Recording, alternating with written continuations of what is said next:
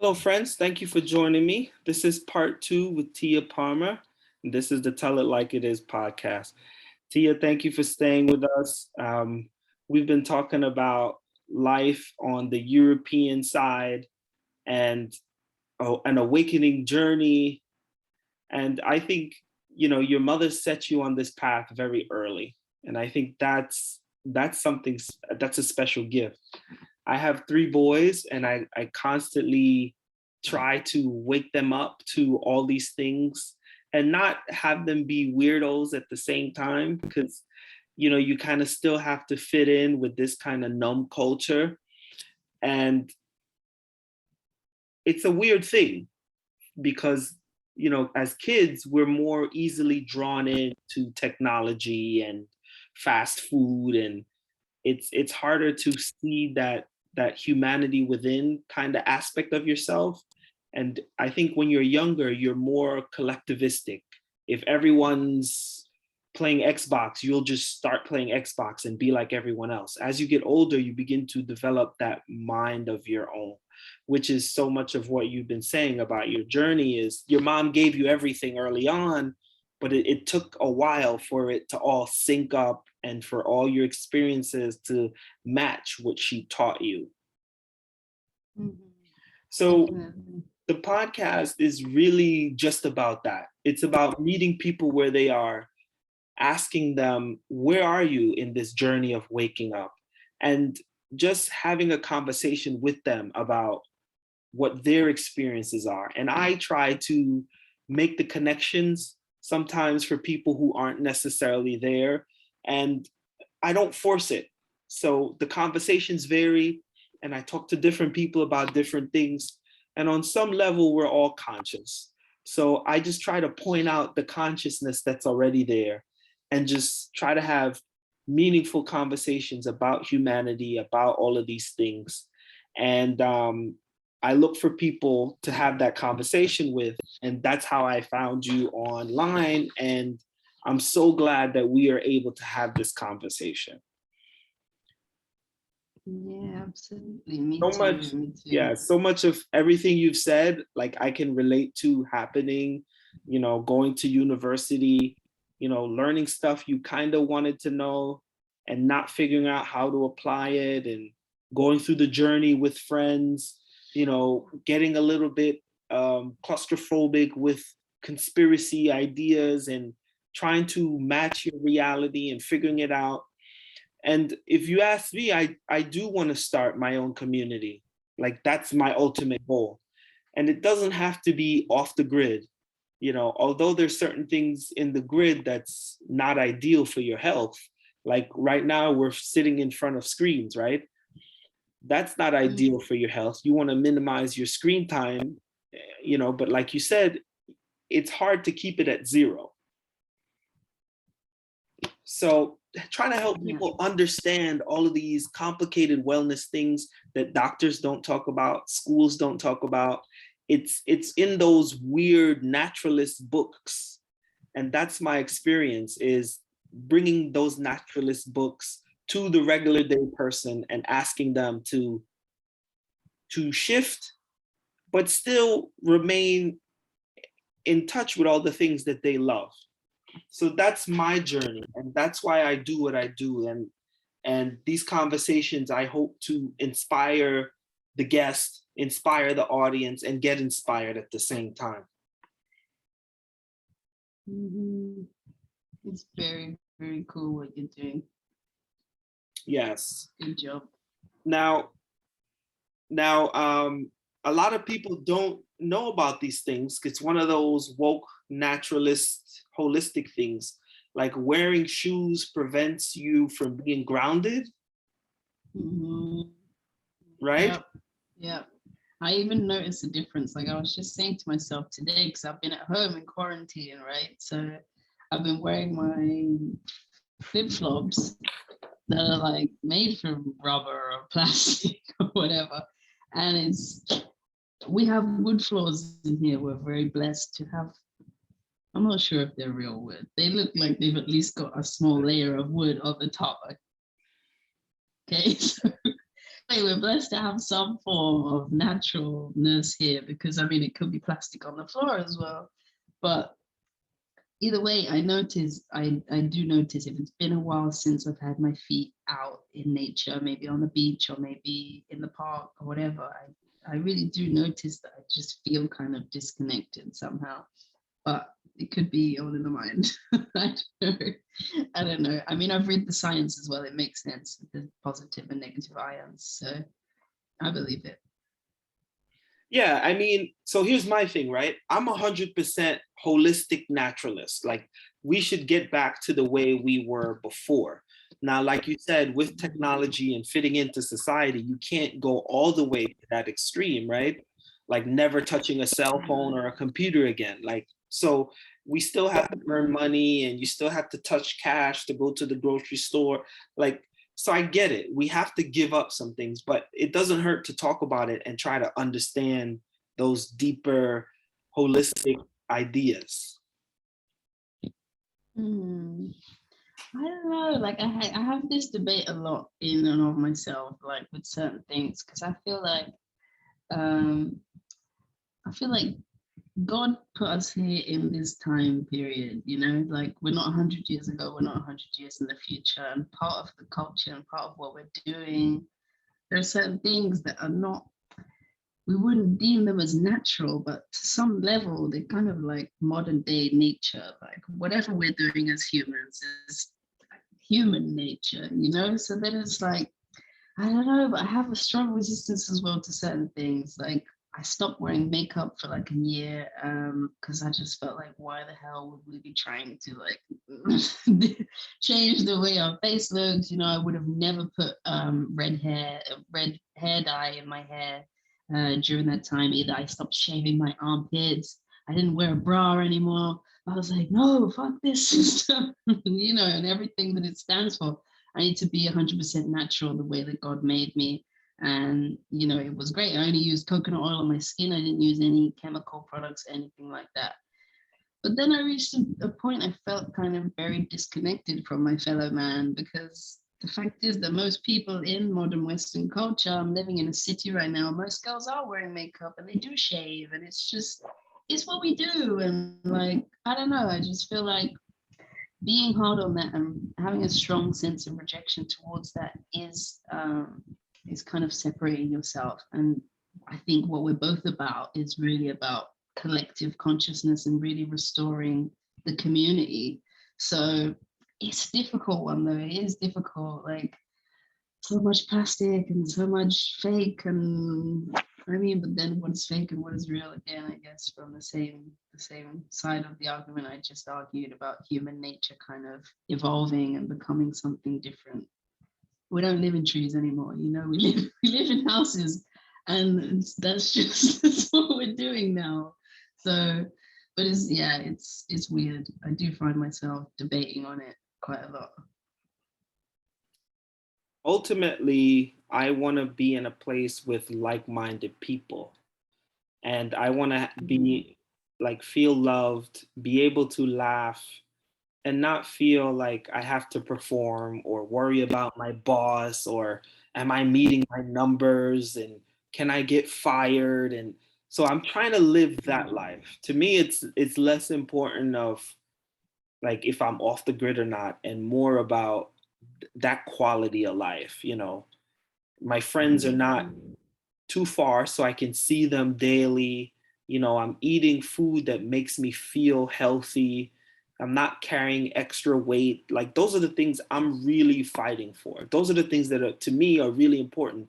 And I want to leave that legacy for my kids. And I want to be in a community where I feel like that kind of ideology is thriving and we can leave that legacy for the next generation.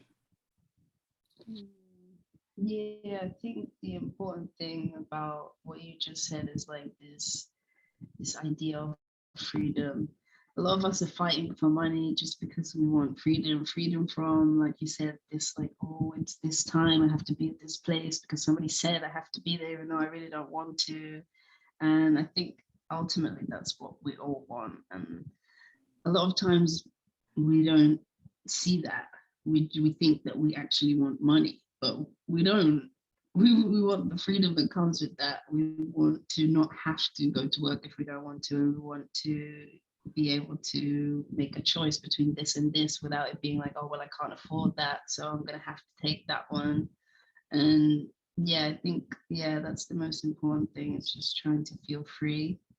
And that's probably very different for different people, but there's definitely common things that we can all agree on, I would say, as well, with that. Um,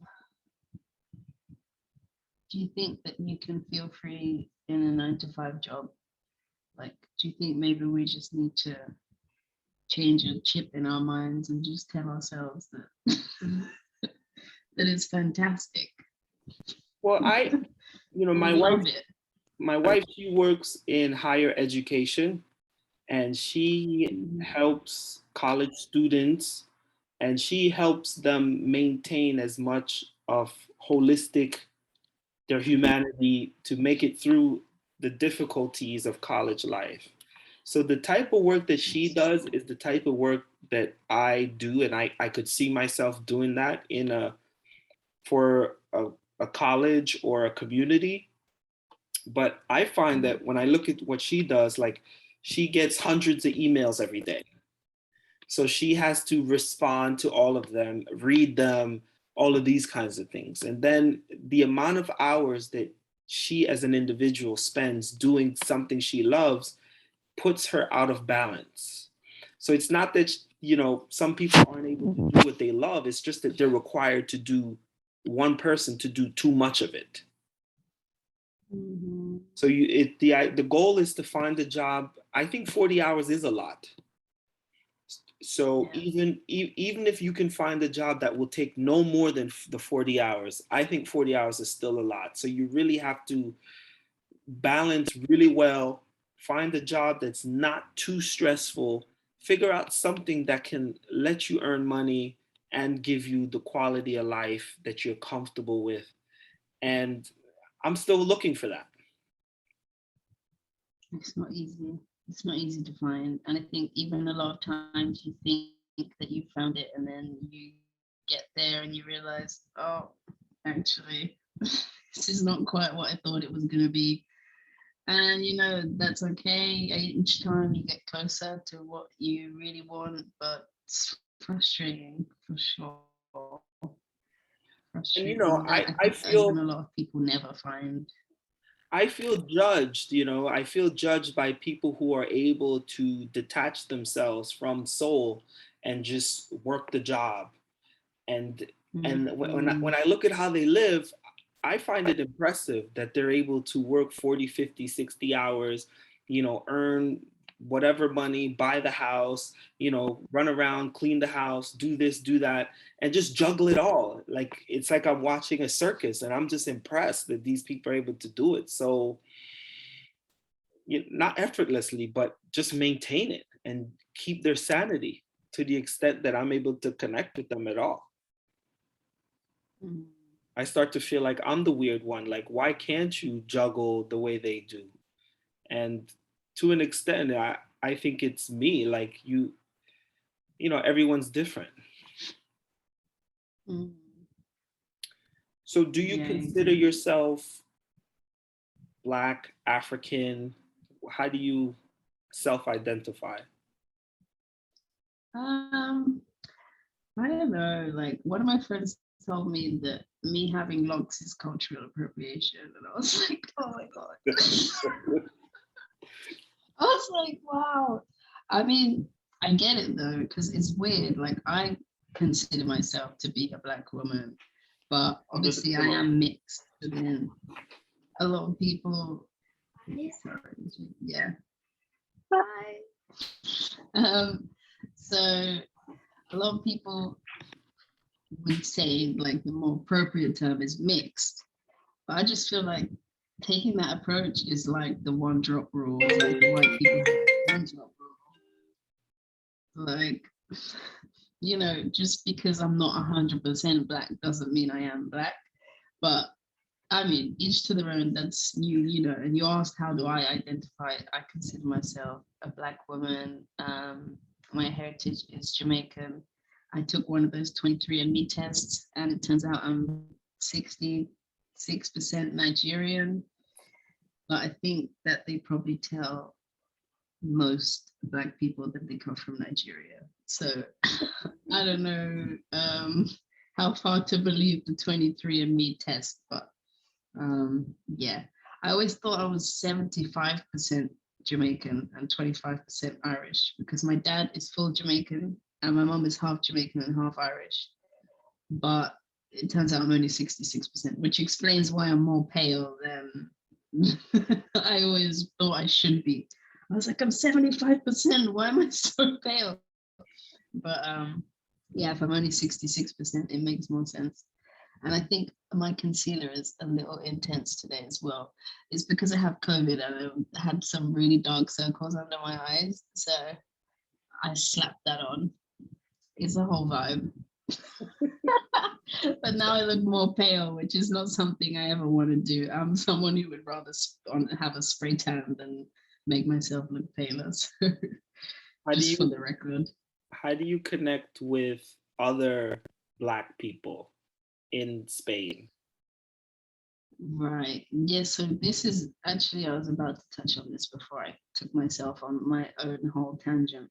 Like, since I was born and raised in England, my culture is British. Like, it doesn't matter how Black my genes are. Like, I was born in England. Do you know what I mean? And like, as much as I would love to have been born in Jamaica and know more about the culture, I just don't. And it's like, this is why my friend was like, cultural appropriation. It's like, you want to be more Black than you are. And I'm like, yeah, but do you hate me for that? Like, what's wrong with wanting to be more Black? So I don't know, like, whenever I meet Black people, they're always like, oh, hey, sister, whatever. And then they start talking to me and they realize, you know, that I'm not who they thought I was. Like, I'm an imposter or something, you know. And they'll be like, so do you like dancehall and stuff? And I'm like, I don't know, Vibes Cartel. And they're like, oh my God. Like, stop. So, I mean, I always get along with Black people, like, but I've never had like a circle of Black friends. I've always been just more like, I mean, here in Europe, there are less of us around. So like, where my dad lives in London, it's predominantly Black actually. So you see a lot, I would say at least 60% Black. So like most people that you see are Black. And, you know, he's always had big circles of Black friends, you know, or, you know, whenever we have family get-togethers, everybody's Black, of course, in the family gathering. But like, he's always had that as part of his culture. But then my mom has never really been like that. Like, I don't see her with Black friends. So since I was raised like with her, that's just never really been. And I don't know, like my primary school, for example, I was one of 3 Black people in my class of like 60 students. In my high school, I was one of 4 Black people in the whole school of like 600 plus students. So when it comes to like, oh, you know, I don't even have experience of connecting with other Black people. So it was like sad, really. It was sad. And then I went to live in Africa for 5 months in Tanzania.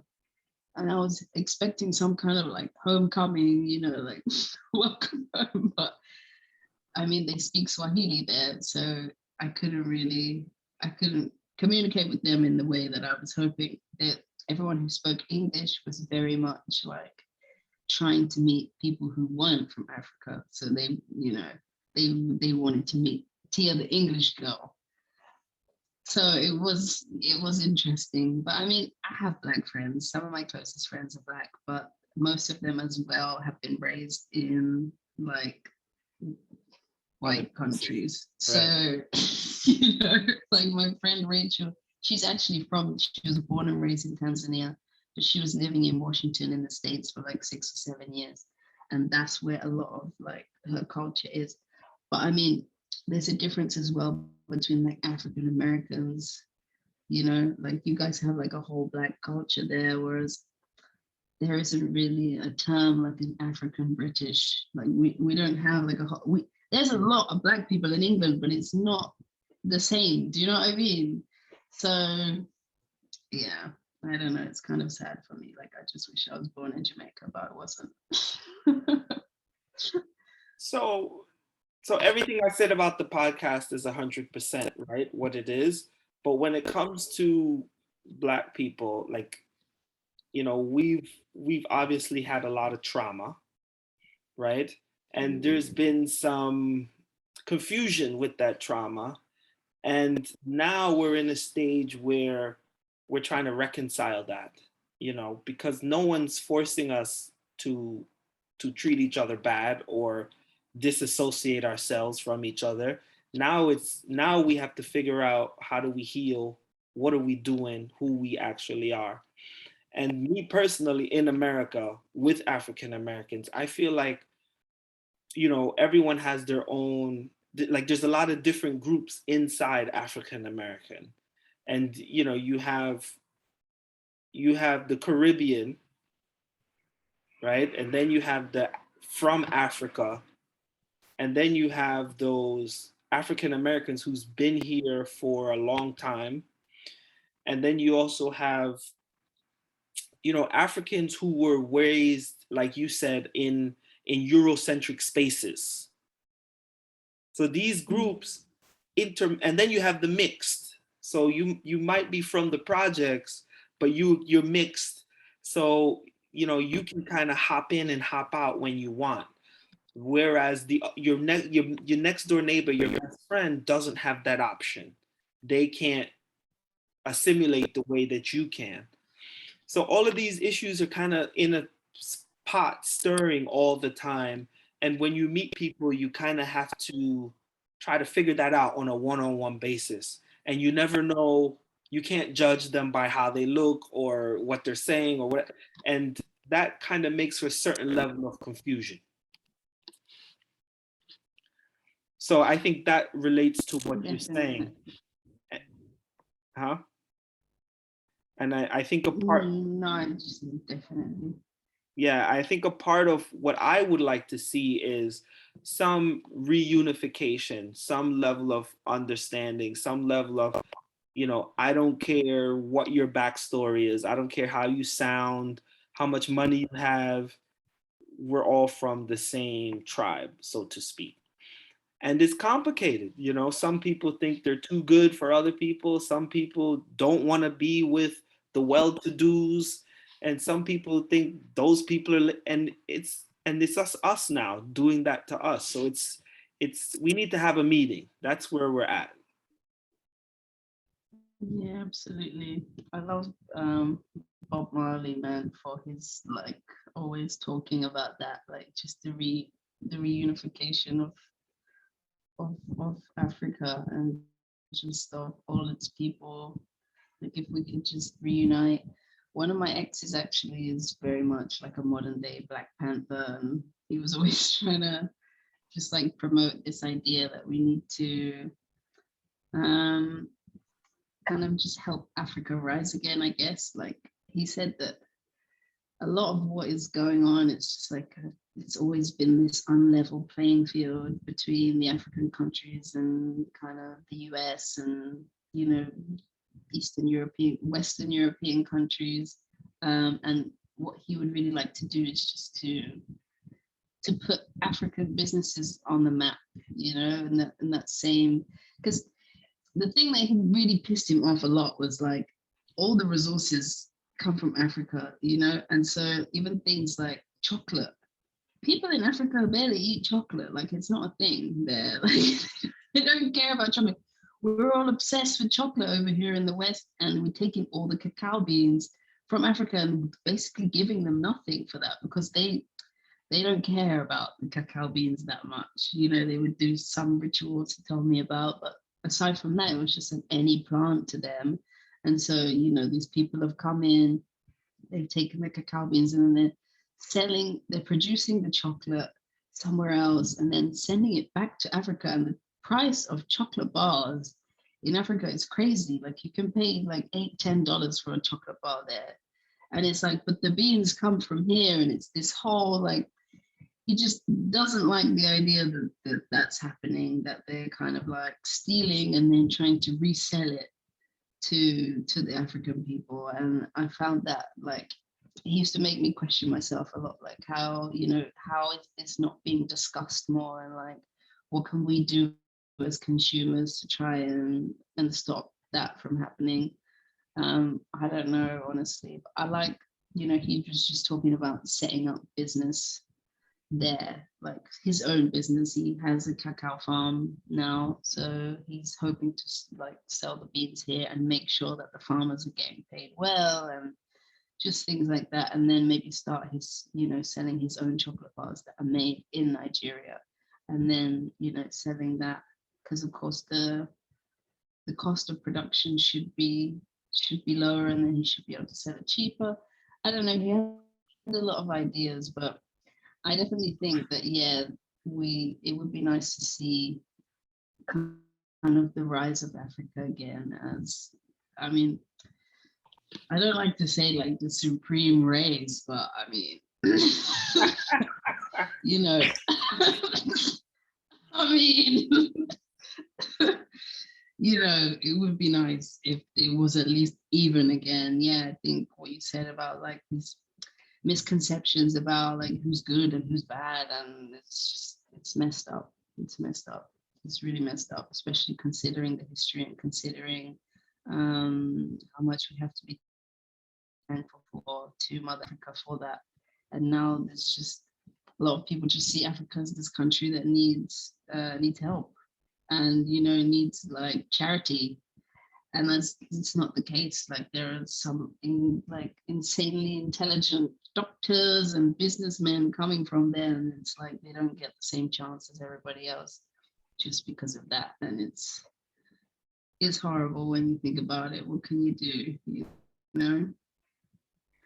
So much so, I think everything begins with the mindset, and I think we just have to adjust our mindset and see each other as brothers and sister, and that's how everything can go from there. You're more likely to buy from your brother than a stranger.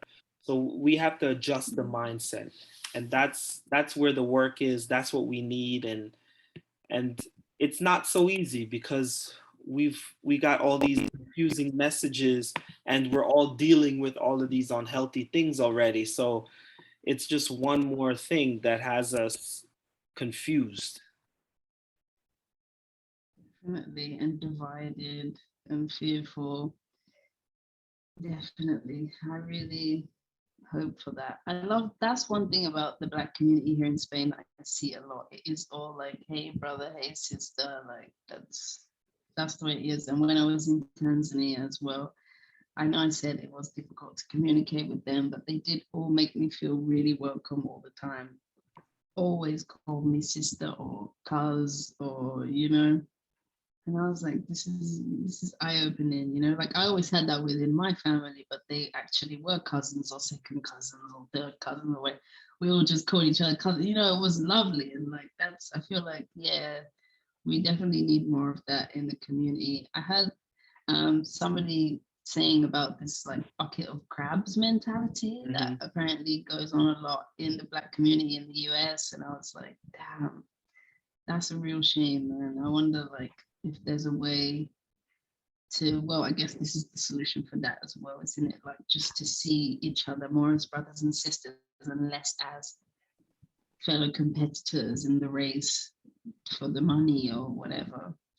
I love this whole Black owned business movement thing where everybody's just Yeah. shopping Black owned businesses. I think that's great. I really hope that's going to come to Europe. The fact of the matter is there aren't many Black owned businesses here at all. So I think that would be eye-opening. If that movement did try to come here, maybe they would start giving more opportunity for Black people to open businesses. That would be really, really nice. How is English over there? Like my Spanish is not good. My wife speaks Spanish, and one of the things why I don't try to move around as much is my language limitation. How's the English Right. exposure over there? Um, I mean, you can get by. My mom's been living in Spain for like 18 years, and her Spanish is still not fluent. So, I mean, she's definitely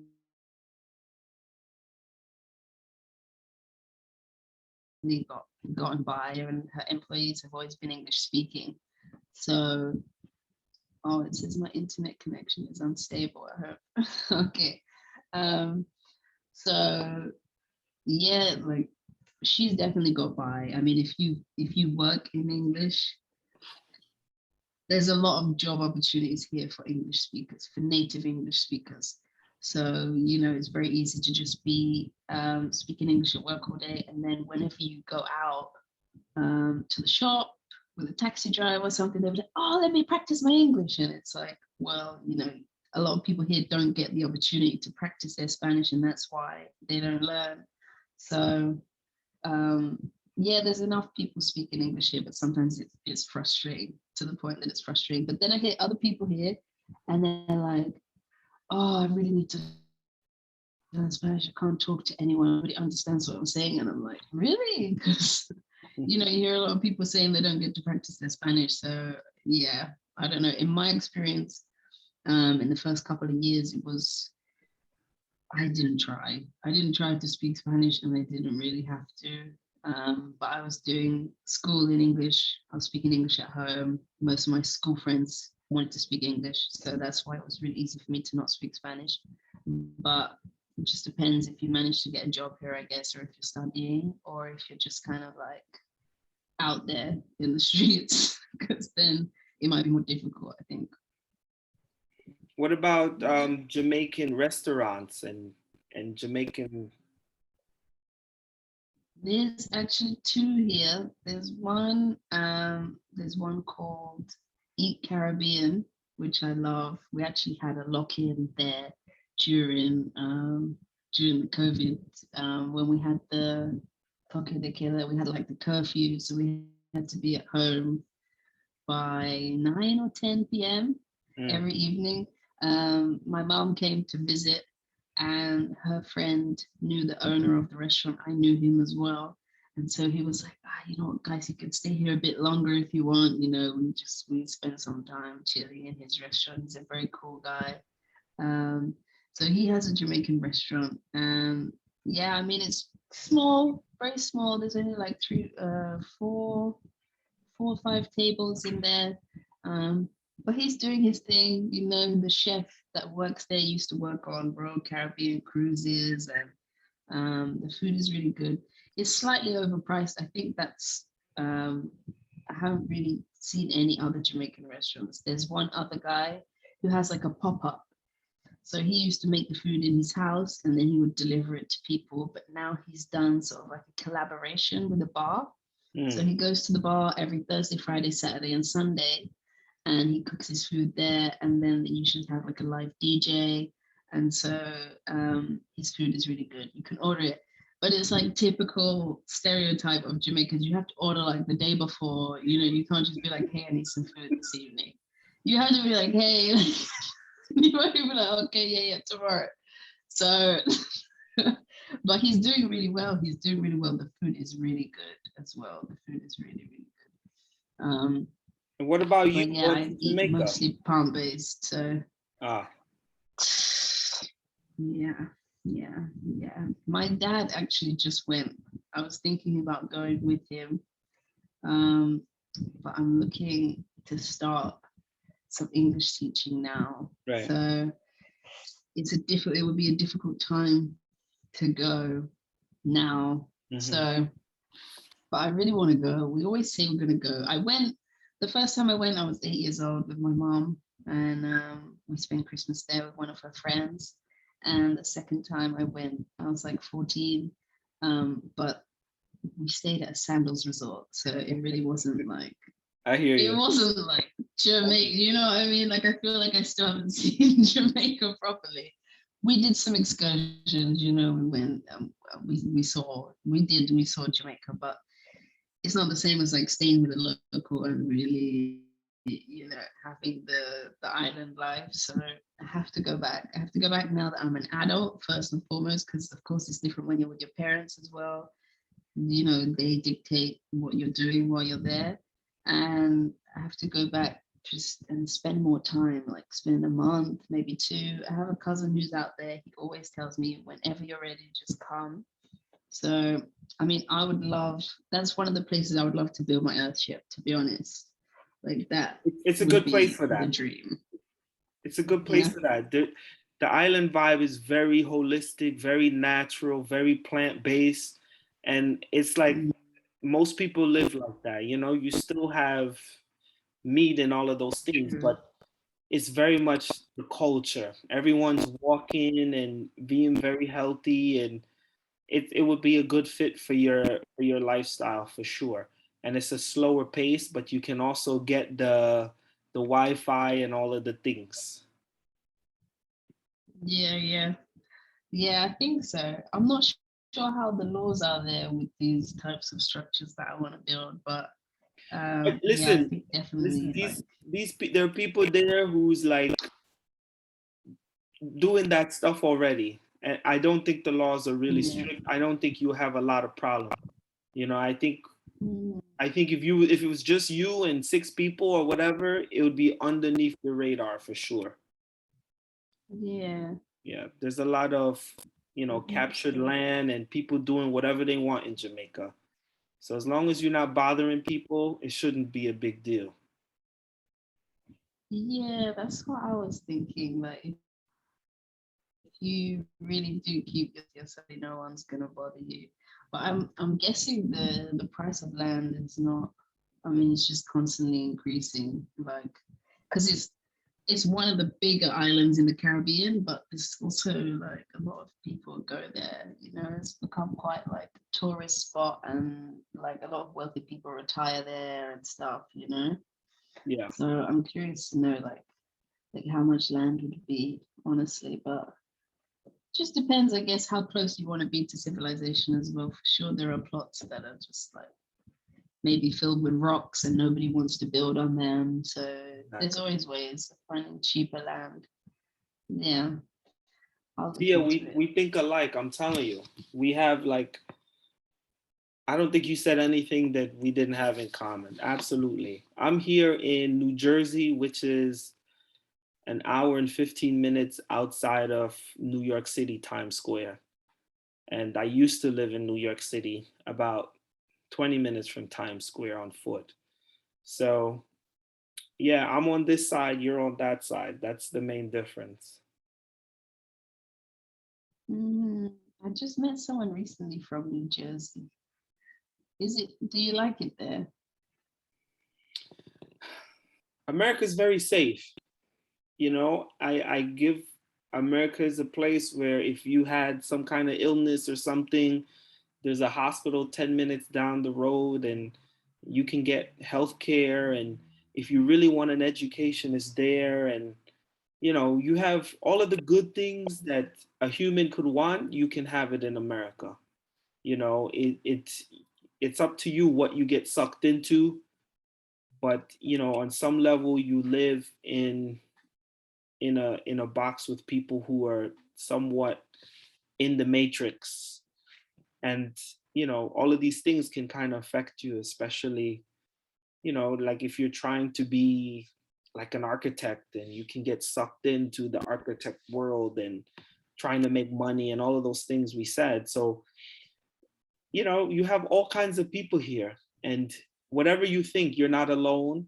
There's people who will do it with you, like that guy Mike Reynolds in New Mexico. I'm gonna look him up.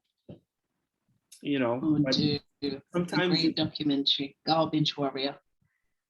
yeah, sometimes you Oh, feel like everyone's homogeneous and living the same way, and like there's like a zombie kind of feeling to it, and you just be like, how does everyone think this way? But it's one of those things. The bubble is very powerful when you get into a bubble space, but it is out there if you can break it and break free and find your niche and your people and find your wholeness.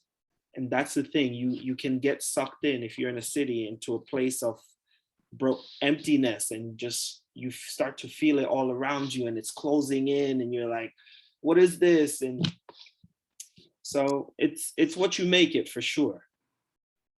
Mm, yeah, yeah, definitely. I think a lot of people find it easy to like put down not just America. I would say America's probably number one, but it's I just always group like the Western world, like Western Europe and America. They're basically doing the same thing. A lot of people find it really easy to be like, oh no, the healthcare is very expensive, and yeah, the things you were saying about getting sucked in, like it's definitely easy, but I think at the end of the day, it's definitely possible to live a conscious life in these places. It's just it is challenging. You do have to keep reminding yourself like who you are and what you want, because there's a lot of external stimuli trying to convince you otherwise, and it's not for the faint-hearted for sure. But yeah, I think there's definitely, you got to look at the pros and you got to see that there is opportunity. Because when I was in Tanzania for 5 months, I was living in a very small village, and we didn't have running water all the time. Like that's something I take for granted, that we Right. just have water coming out of the tap, and it's hot and it's cold, there's different pressure. Like it was just, we had a pipe coming out the wall and it was cold water and it didn't always work. So we had to keep these huge buckets of water just in case. I think the longest was 3 days. The water didn't come out the taps, and we had to use because he had, I can't remember how many liters it was, but it was big Yeah. thing of water that he would fill up always. And we almost got to the bottom of that. We were starting to get scared, like the water better start coming out. And then of course, as soon as it does, everyone's filling up their stuff, so you don't know if it's going to go off again. But just simple things like that. The internet as well would go off every evening, and it's like so many of us are starting online businesses, but it's important to stay grateful, like for the opportunities that we have in this Western world that is dark and is like, can be almost soul destroying. There's also opportunity on the flip side of that, like all the benefits that we have, like say the healthcare as well. Like that's so big, just knowing that you have access to healthcare, like down the street or whatever. It gives you that peace of mind, especially when you have kids and stuff. I think like, whew, it's big. It's big. Yeah. I don't Yeah. know. So My much. fiance is American. I don't know if I want to move to the US. Yeah, it's definitely has so many benefits, and you're absolutely right.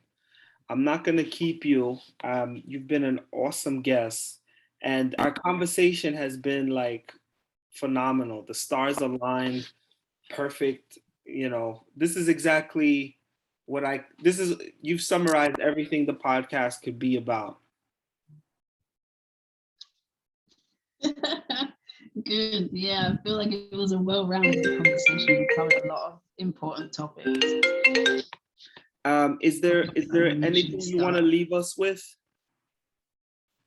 Um, oh, actually, when you said Mike Reynolds, I was like, if you're gonna check him out, you should also check out Jacques Fresco, JACQUE. It's strange spelling of Jacques, but it's Jacques Fresco. Really, really cool guy. He's like a futurist, industrial designer as well, but he's more like futurist. So he has planned. He did plans. This is, I think, is it Florida or I'm not sure exactly where he is. He died sadly like a year or two ago, but he planned like what he thinks the future should look like, and it's some very interesting design concepts about resource-based economies and just like how we could move away from the fiat currency and the Federal Reserve and stuff like that, like his ideas, and also just of like trains and sustainable trains and transport and cars that don't bump into each other, so we would eliminate crashes. Very, very, very cool concept. So while you're on the earthship train, you can also take a look at that because it's a lot of fun. Last name again? Fresco. All right. Jacques Fresco. But Yeah. yeah, I think that's all. I think, yeah, it was a great conversation. Thanks so much for having me. It's like, I love to have these conversations. They really like feed my soul, you know? So Me as sometimes well. it goes a while. You have certain friends you can talk to about it. And then sometimes you've already had the conversation, so you don't really have them again with those same friends. But sometimes you go a long period of time where you don't really meet anyone to have this type of conversation. And so when you do, it's always a blessing. So thank you. Thank you. Exactly. Namaste. Namaste. Thank you so much. Thank you. All right. Yeah. We'll end there. And hope I want to stay in contact, and I'll definitely reach out if there's any developments. I'm hoping to come back to Europe at some point. And if you ever on your way to Jamaica, let me know. I have family there, and who knows where we'll meet each other one day. Yeah. All right, man. That sounds dope. Let's keep in touch for sure. All right.